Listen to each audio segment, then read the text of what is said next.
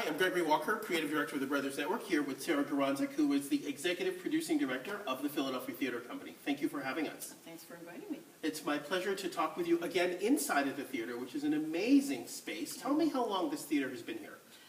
We built and opened this theater in 2007. So we are in our 8th season Wow. at the And Suzanne Roberts Theater. 8th season at this particular theater. This venue. And can you tell us who opened this theater for you? Was that?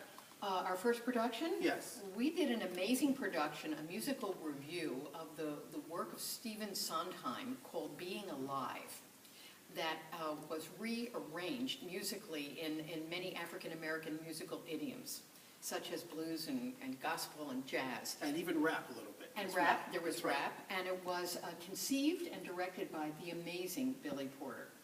So those who don't know Billy Porter really should.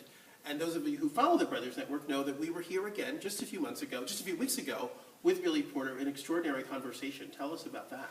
Yeah, we started a series this year called the Theater Master Series, which is to maximize the amazing artists that we've had relationships with, to bring them here onto our stage and to have them open up about their personal lives and journeys and their transformations from one place in their life where they started to where they are today. And Billy was an amazing example of someone who brought himself up by the bootstraps and became a highly successful, empowered, creative, proud, and gay man. And his story was inspirational. And African-American, if And we didn't say that, right? If we didn't say that.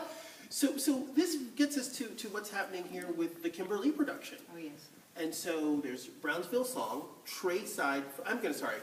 Brownsville Song, B-side for Trey. Yes. I want to get that right. Brownsville Song, B-side for Trey. Tell us that story. Brownsville Song is a portrait of a life, a flashback of a life of a teenage boy named Trey, having nothing to do with Trayvon Martin, just an average teenage boy who is doing his best to get through his life, lives with his grandmother, lives with his younger sister, loves boxing, hates to have to write his college essay, just an average and well-meaning kid who is very tragically, suddenly, unexpectedly cut down in life by a stray bullet. Now, it is not a sad story because it's about hope and redemption and the impact that this average, but extraordinary in his averageness, about the impact he had on a community and on his family.